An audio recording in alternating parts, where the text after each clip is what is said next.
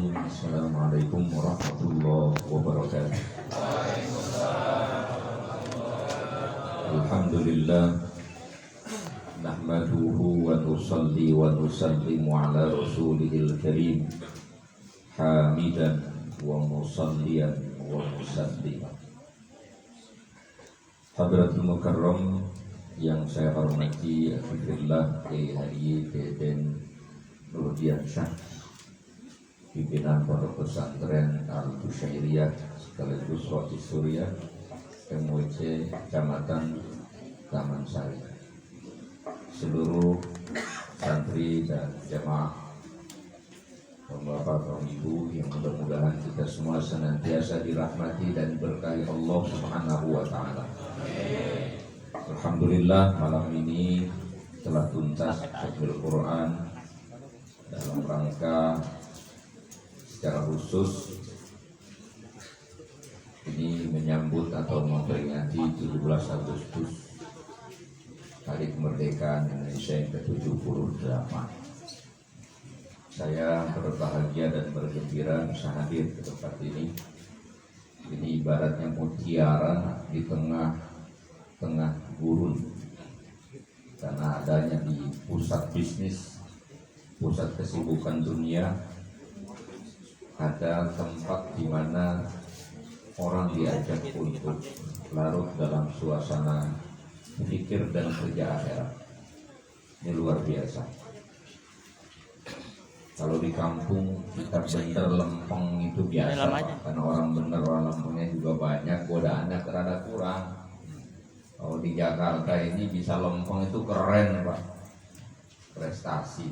Alhamdulillah. Kalau istilah bilang dari mulai sejadah sampai haram, kita tidak hanyut dalam glamornya Jakarta, tapi kita tetap ajak di jalan menuju kepada Allah Subhanahu wa taala. Mudah-mudahan Allah berkahi usaha. Dalam rangka menyambut HUT RI ke-78, hal pertama saya mau sampaikan adalah jangan sekali-kali memaknai kemerdekaan berdasarkan nafsu dan selera pribadi. Ini walaupun kalimat candaan atau mungkin dia berniat bercanda, tapi itu menggambarkan ketidaksyukuran terhadap merdeka.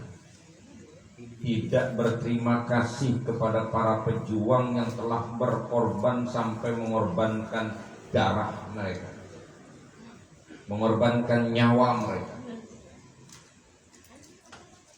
Jangan sampai mengatakan percuma merdeka kalau hidup masih disuruh-suruh orang. Pernah dengar nggak? Percuma merdeka kalau bini cuma satu. Ada yang ngomong gitu. Percuma merdeka kalau ATM dipegang bini. Ada nggak tuh? Itu walaupun kalimat candaan, coba ente pikir itu. Masa ente anggap kemerdekaan ini percuma, masih dijajah hanya gara-gara ketidakmampuan ente aja. Betul?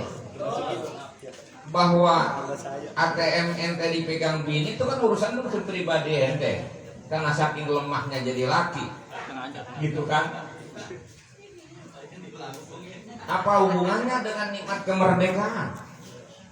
Percuma merdeka kalau hidup masih disuruh-suruh orang. Lah salah ente. Kenapa ente gak jadi bos sehingga ente bisa nyuruh orang? Betul? Jadi jangan diartikan kemerdekaan ini sebegitu rendahnya. Betapa ini karunia besar. Allah bahkan menyebutnya dalam Al-Quran ketika melepaskan pembebasan Bani Israel dari penjajahan dan penindasan dinasti Ramses di Mesir ratusan tahun. Allah menyebutnya wa nuridu an namunna 'alal ladzina stud'ifu fil ardh.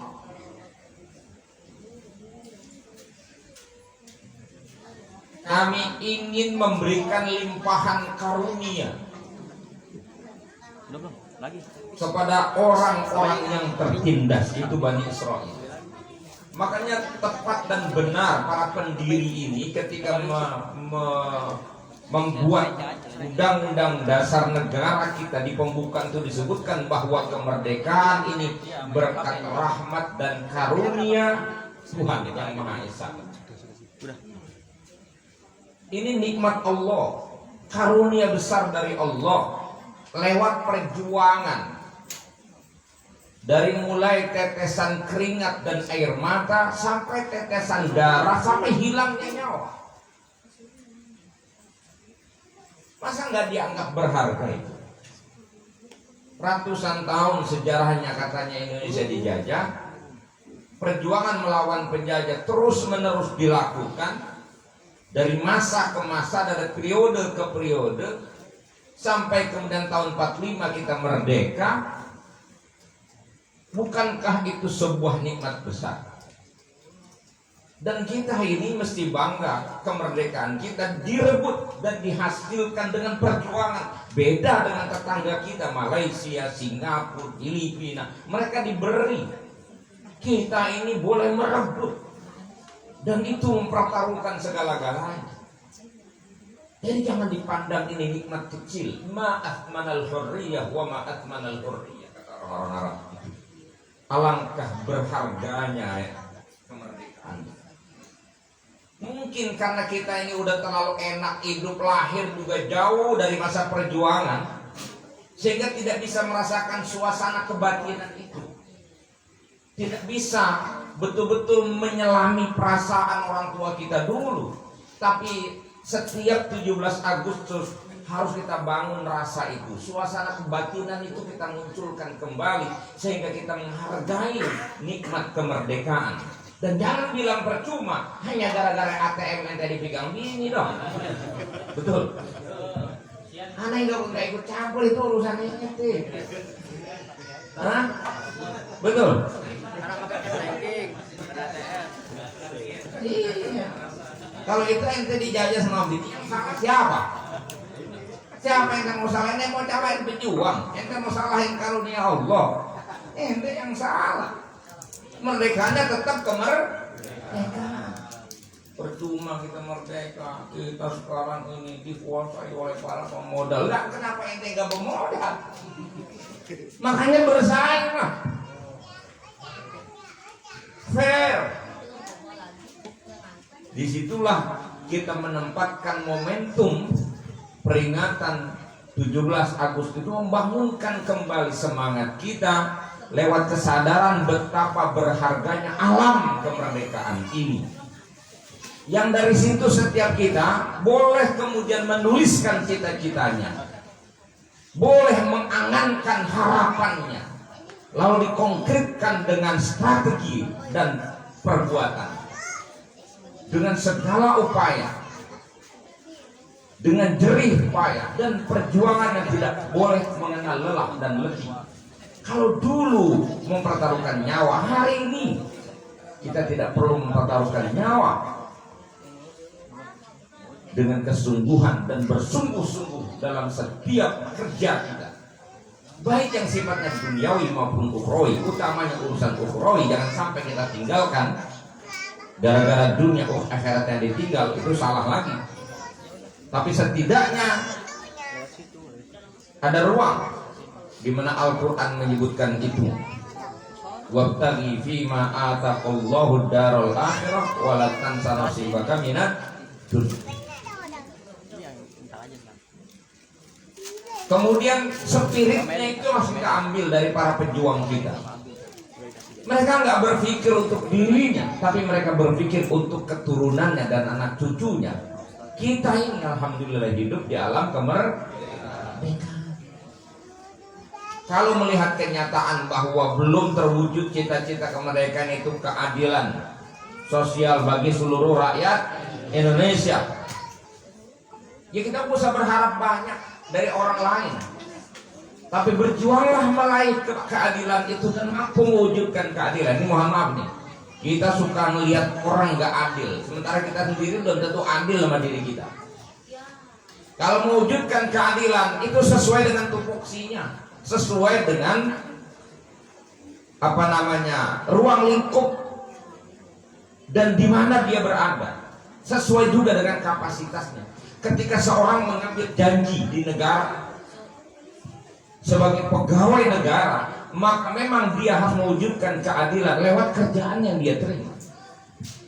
Seorang presiden, dia wajib berbuat dan berjuang untuk mewujudkan keadilan itu lewat kebijakan-kebijakannya. Terus sampai ketika RT pun, ketika dia memangku jabatan itu, dia terima SK-nya, dia mesti mewujudkan keadilan bagi warganya. Mampu nggak? Mohon maaf ini. Karena memang melihat orang nggak adil, diri kita belum tentu adil. Gila sembako turun, mestinya yang dibagi orang lain, saudaranya mulu aja datang. Bisa nggak itu terjadi? Oh, yang kareng bukan di sini. Yang kareng. Terus sama diri kita juga. Apa kita adil sama diri kita? Udah tahu jam 2 malam suruh tidur, nonton bola. Kita nggak adil sama diri sendiri. Makanya jangan lihat orang nggak adil, negara nggak adil sama saya. Kita udah adil belum sama diri kita sendiri? Dan bagaimana kita bisa mewujudkan keadilan, objektivitas ketika kita membangun relasi dengan orang lain, orang terdekat dengan kita, kepada istri kita, kepada anak kita, kepada tetangga kita. Sudah kita mampu wujudkan itu. Nggak usah teriak-teriak terlalu kencang. Dikit-dikit ngomong takbir mulu, kami Allahnya adilnya kapan ini?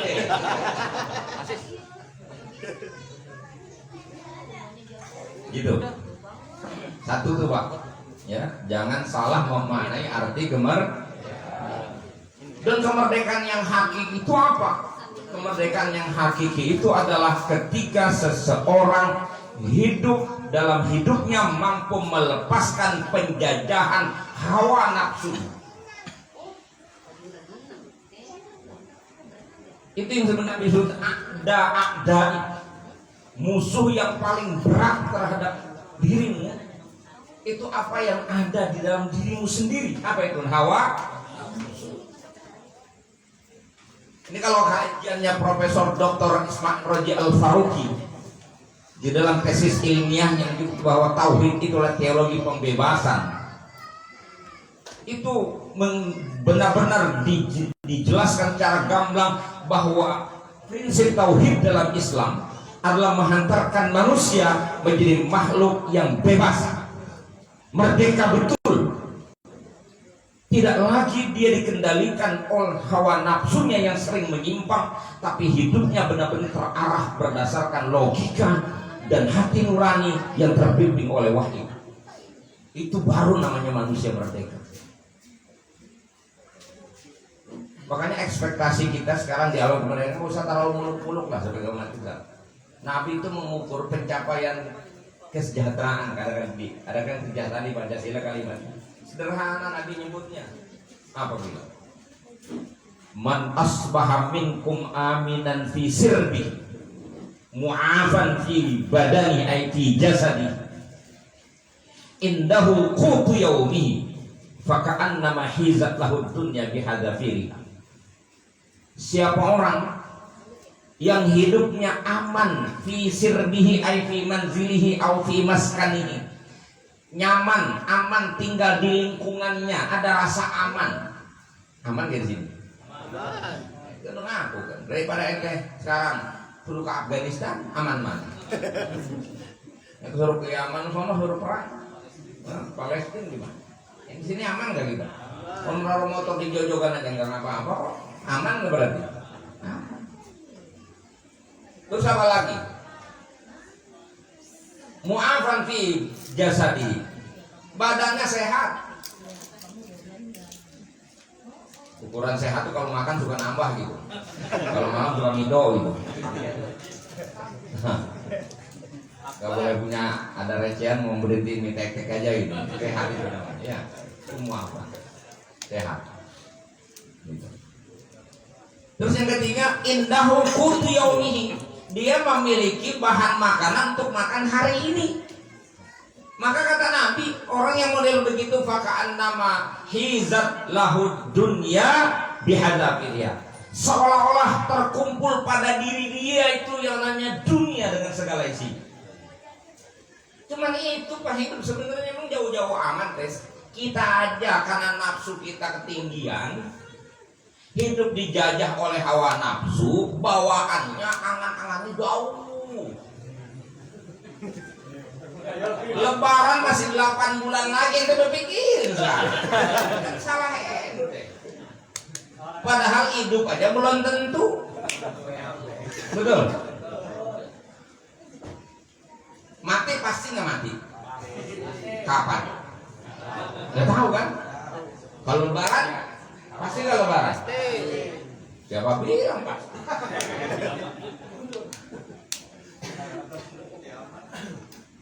Belum tentu Pak. Lebaran Bapak belum tentu. Lebarannya boleh jadi mungkin masih berulang tahun depan. Tapi Bapaknya masih hidup belum? Nggak ada yang tahu kan? Kan nggak pasti intinya. Tapi mati pasti nggak? Mati. Yang harusnya membekali diri untuk mati apa untuk lebaran? Untuk yang pasti atau yang nggak pasti? Coba pakai logika yang benar. Yang pasti. Yang pasti aja hidup mah. Mati pasti, bekali dengan amal soleh. Lebaran belum tentu. Ngapa nanti nabung yang bujang? Bukan nggak boleh nabung, bukan, artinya kita udah kaya ukurannya. Kalau hari ini badan kita dikasih sehat, ya, makan masih doyan, gitu, lingkungan aman, buat makan, ya udah makan udah. Belum. Tapi udah ada barangnya tuh. Ada aman nggak, berarti aman nggak? Ya sudah, seolah kamu udah dikasih dunia kata Nabi. Besok mau urusannya lain lagi. Kenapa? Belum tentu hidup. Kalaupun hidup, Allah kan kuasa kasih rezeki dari jalan yang lain. Atau orang yang berkelimpahan, melebihi dari kebutuhan hidupnya, masih tersimpan di kantong, masih tersimpan juga di rekeningnya. Apa kemudian dia bisa manfaatkan? Belum tentu juga. Kalau besok dia mati, dia nggak punya juga itu. Apa bedanya sama kita? Nggak ada. Makanya nggak usah kecil hati gitu. Hidup di kolong jembatan sekalipun, kalau hati kita ini sudah nyambung ke Allah, kita akan jadi makhluk yang paling merdeka. Tapi walaupun hidup di istana mewah, di bawah bayang-bayang nafsu dan keinginan yang tidak berujung, maka kita tidak pernah menemukan kebahagiaan sejati. Pasti bakal gelisah. Yang dipikir dengan merdeka ente masih jadi orang kaya, sama aja zaman bawa gua susah. Sekarang merdeka 17 tahun gua masih susah aja. Percuma merdeka loh. Kok bisa bilang percuma merdeka itu dari mana akal ente ngomong? Karena standar ente itu, standar kita itu adalah kesejahteraan, kemakmuran, ukurannya materi.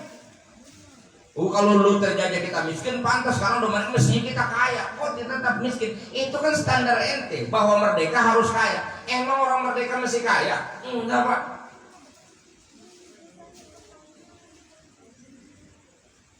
Seorang direktur aja masih disuruh sama CEO Pak.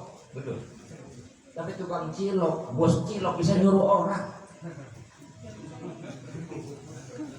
Iya kan? Makanya standar kebahagiaan bukan materi. Quran yang dia baca itu, kalau kita baca ayat yang mengedepankan kepada kita, kebahagiaan hidup itu bukan di uang, bukan di harta, bukan di jabatan, bukan. Allah meletakkan bahagia itu dalam iman dan amal soleh. Amanu wa amilus, di situ. Jika kita menjadi orang merdeka, maksudnya merdeka itu apa? Lepas dari tekanan hawa nafsu. Selama kita masih hidup dikendalikan oleh nafsu, orang cerdas bisa mendadak goblok. Orang cerdas mendadak goblok Pak, kalau dihinggapi oleh hawa nafsu. Ya, direkam tuh ya. Direkam ya? Iya. Saya ada orang berani kalau ngomong direkam. Langsung lagi. Hah? Wis. Langsung lagi. Ya intinya ajaran agama kita mengajarkan bahwa jalan sukses hidup manusia, bahagia manusia, Allah letakkan di dalam keimanan yang sempurna, yaitu iman yang kemudian diikutkan dengan amal soleh. Allah janjikan kepada kita. Ayat yang paling pendek lah yang biasa dibaca.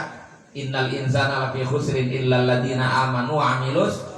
Seluruh manusia rugi kecuali orang yang beriman dan beramal soleh. Ente ngintip orangnya di gedung dong, di hotel mewah. Ente sempit di sini. Udah angket belum tentu hatinya lebih lega daripada hati ente di sini. Allah yang turunkan sakinah, huwallazi anzala sakinata fi qulubil mu'minin. Dialah Allah yang menurunkan ketenangan ke dalam hati orang-orang yang beriman. Kenapa orang beriman itu tenang? Karena dia yakin tidak ada yang terjadi dalam alam ini kecuali terjadi berdasarkan kehendak Allah dan kuasa Allah. Tidak akan ada kecuali diadakan oleh Allah yang Maha Ada. Dan ketika dia memahami itu, ada ketika yang terjadi pada diri yang baik, maka yang Allah kehendaki dari diri adalah syukur. Ketika terjadi pada diri keburukan yang tidak sesuai dengan ekspektasinya, Allah meminta sama dia, ente sabar. Itu orang beriman. Makanya doa Nabi apa? Allahumma ij'alni syakur waj'alni sabur. Jadikan aku ya Allah hamba yang pandai bersyukur dan hamba yang selalu bersabar. Udah itu doang kuncinya. Dan itu hanya bisa dilakukan oleh orang-orang yang benar-benar punya iman. Sehingga hidupnya gak pernah ngeluh. Hidup ngeluh-ngeluh, nyalain orang melulu, mencaci maki pemimpin segala macam. Memang dasar aja enteng. Ini pemimpin negara, mau diganti siapapun, malaikat lagi pemimpinnya. Kalau kelakuan malas, ente bodoh, nggak mampu, baca peluang, siapapun pemimpinnya. Emang jaminan dia bakal sukses? Kagak, Pak. Pemimpinnya malaikat sekalipun, ente nggak sembahyang, neraka kita bente. Hah? Pemimpinnya iblis, tapi ente rajin ibadah. Karena nggak jalan ke surga buat kita. Pemimpinnya zalim, rakus, rezimnya rusak, tapi kita tetap membangun potensi diri kita dan bersungguh-sungguh sambil bertawakal kepada Allah. Bisa nggak kita sukses? Ngapain nyalain orang? Mulai hari ini semangat kemerdekaan kita ambil dari orang-orang tua kita, telah mengorbankan segalanya. Sehingga kita tanya, apa yang sudah kita korbankan? Itu poin yang kedua yang saya sampaikan. Apa? Kita punya hutang. Jangan cuma kita merayakan kemerdekaan ini tanpa kita ingat bahwa kita punya hutang. Hutang kepada siapa? Hutang kepada para pahlawan, hutang kepada para pendiri negara, hutang kepada orang-orang tua kita.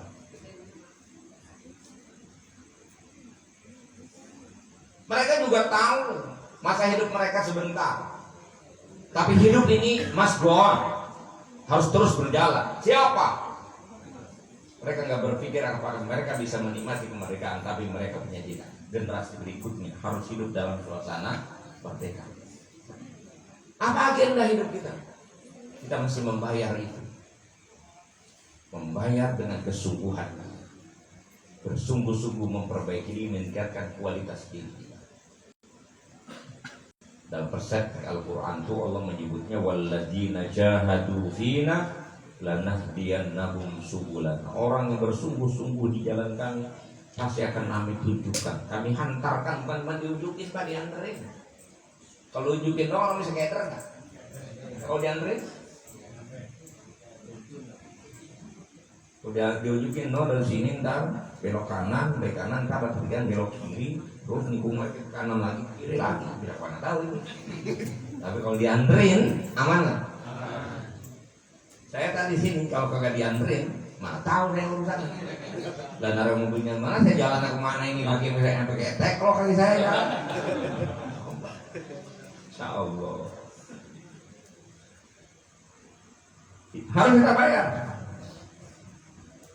Ustaz Deden memenuhi kewajibannya sebagai ustadz, sebagai kiai, sebagai orang yang berilmu bertanggung jawab. Tanggung jawabnya adalah dengan keilmuannya, membangun semangat keilmuan pada para santri, menularkan ilmunya, menularkan akhlaknya. Dia bayar dengan perjuangan. Mudah-mudahan ini jadi titik awal kebangkitan. Allah akan buka keberkahan untuk pesantren Al-Busyairiyah. Bapak apa bagian? Kalau ada kalimat kun aliman au muta'alliman au mustami'an au muhibban wala takun qamisan fatahli. Jadilah kau orang alim, maka kalau kau orang alim kamu harus ngajar orang supaya orang itu tidak bodoh. Enggak, saya bodoh. Kalau ente bodoh, yang kedua, au muta'alliman. Ente belajar kalau bodoh. Geblek di rumahmu.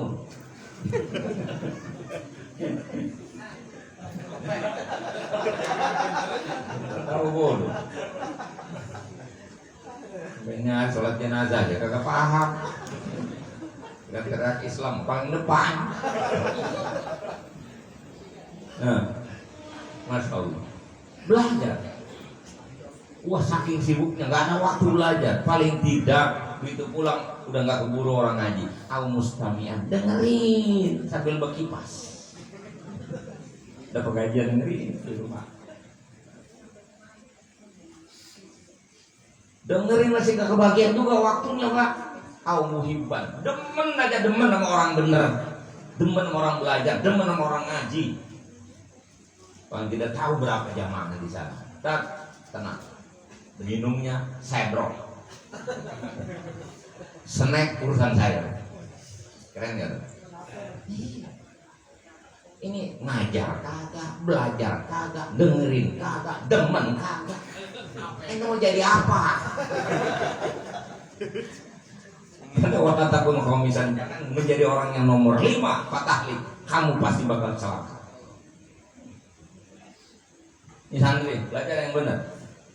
Hutang harus dibayar lewat apa? Lewat kesungguhan belajar. Yang namanya belajar korbanin segala keinginan-keinginan seperti teman-teman yang lain bisa bebas main di sana, main game segala macam, lari sana, lari kemari. Tidak, korbankan kesenangan. Hafal itu mutun, hafal itu kitab-kitab tuh, belajar dengan sungguh-sungguh. Nyampe insya Allah enggak. Aminnya gampang. Kesungguhannya itu.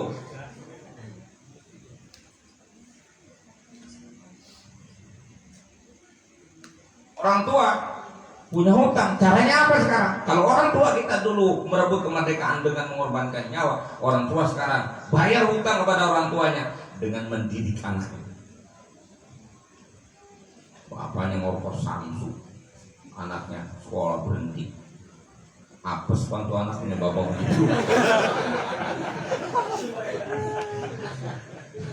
Ibunya ngajak mulu, jalan-jalan mulu, joget mulu di TikTok. Anaknya nggak bisa ngaji. Apes bener. Insya Allah. Itu peranan yang kita mainkan. Semua kita bertanggung jawab itu. Itu artinya kita benar-benar mensyukuri kemerdekaan. Sekecil apapun kita harus tunjukkan kiprah kita untuk mengisi kemerdekaan ini. Lewat peranan kita masing-masing. Jadi itu untuk berlebihan. Sesuai dengan kapasitas kita masing-masing. Yang punya jabatan berbuatlah untuk negara. Yang jadi pegawai jadilah kau pegawai. Yang kau hasilnya itu bisa bermanfaat bagi orang banyak. Kau berikan, kau tularkan kebaikan kepada orang lain. Termasuknya jadi ustaz, jadilah ustaz. Ngajar, profesional ustaz tuh. Profesional ustaz tuh di mana? Ittabi'u man la yas'alukum ajra. Ikuti yang kagak minta upah. Saya bilang membalik ustaz kalau pakai panjar, dagang itu namanya. Gak minta upah. Bisa dibayar berapa duit? Emang bisa dibayar tuh ilmu. Tapi masyarakat salah kaprah lah. Tentang begitu akhirnya ustaz suruh ikhlas saja. Kita salah pakai dalilnya. Itu dalil buat ustaz supaya ikhlas kalau ngajar, supaya ilmunya menerangi orang lain, bermanfaat. Jangan ngarep gitu, ngarepnya cukup pada Allah. Kalau orang tua jangan begitu. Ente WC macet manggil tukang bayar nggak? Genteng bocor manggil tukang bayar nggak? Tuh anak ente tuh artinya pada macet otak, pada macet. Ngadain ustaz, pantas nggak ente bayar sama ustaz? Pantas nggak? Lebih dari pantas, wajib. Gitu. Nanti si Ustadz nggak usah minta dibayar, nggak usah mikirin bayar, karena udah ada yang mikirin. Kenapa Ustadz sekarang jadi teriak-teriak minta dibayar? Karena kagak ada yang mikirin. Kalau yang udah mikirin aja nggak usah teriak Ustadz. Gitu, betul. Itu salah satu kiprah kita sesuai kapasitas kita masing kita isi kemerdekaan ini.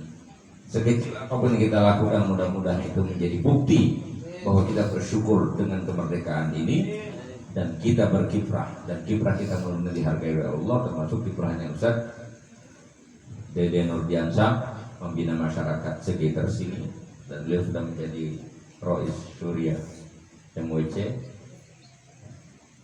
Saya udah duluan, saya di PWNU, alhamdulillah bisa ada hadir di sini kita untuk memberikan motivasi kepada kita semua jamaah.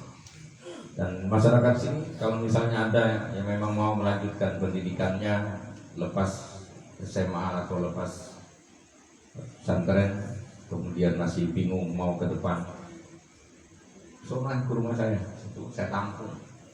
Nah, memang mahal biayanya pembahasan, mahal. Tapi khusus yang nggak mampu, gratis. Standarnya mahal tempat saya, karena saya nggak mau bikin ilmu itu murah, mesti mahal. Makanya sekian untuk operasional belajar mengajarnya sekian, untuk kegiatan sekian. Plus minus satu orang 1 bulan minimal 2 juta rupiah per orang. Tapi kalau dia memang nggak mampu, free. Keren kan? Yang mau cuma pada kagak mau. Romanya sama ngaji pada takut Ustaz.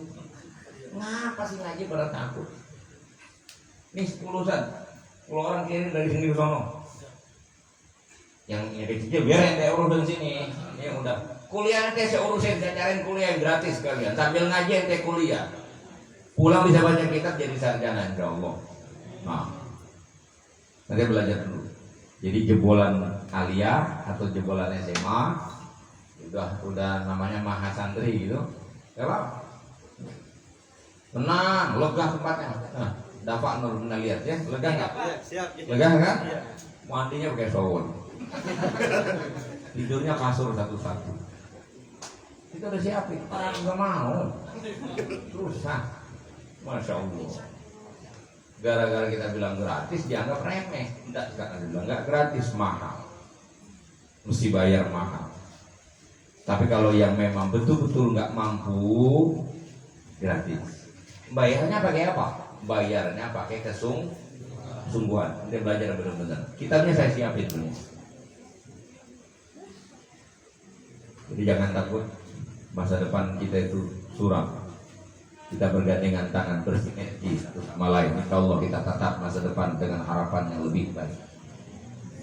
Dunia kita semakin baik, akhirat kita menjadi lebih baik. Terima kasih, mohon maaf. Wallahul muwaffiq ila aqwamit thoriq. Wassalamualaikum warahmatullahi wabarakatuh.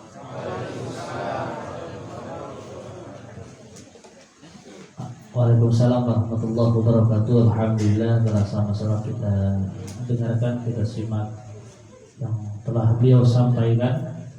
Mudah-mudahan kita paham, betul-betul paham, dan apa yang beliau sampaikan bisa kita laksanakan di kehidupan kita. Sungguh banyak banget masukan daripada beliau yang sangat bisa kita manfaatkan di kehidupan kita. Terima kasih kepada guru Kiai Haji Zuhri Yaqub yang telah memberikan tausiah pada malam hari ini.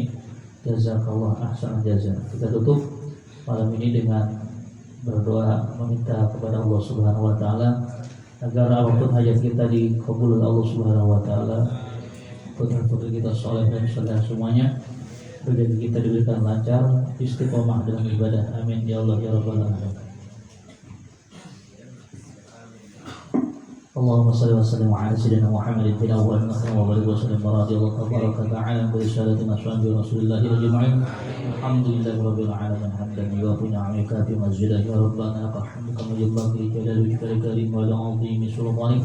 Allahumma ij'al jam'an hadha jam'an marhaman tafarraqana min ba'di tafarraqan ma'suma. Allahumma arina haqqa warzuqna tiba'ah وأهلنا الباطل باطلا وارزقنا اجتنابه اللهم نور قلوبنا بنور هدايتك كما نورت الأرض بنور الشمس فأبدا يا أرحم الراحمين اللهم اهدنا الصراط المستقيم صراط الذين أنعمت عليهم من النبيين والصديقين والشهداء وحسن أولئك رفيقا اللهم بارك لنا في أولادنا وذريتنا وتلاميذنا ولا تضر في الدنيا طاعتك وارزقنا برحمتك يا أرحم الراحمين سبحان ربك رب العزة عما يصفون وسلام على المرسلين والحمد لله رب العالمين.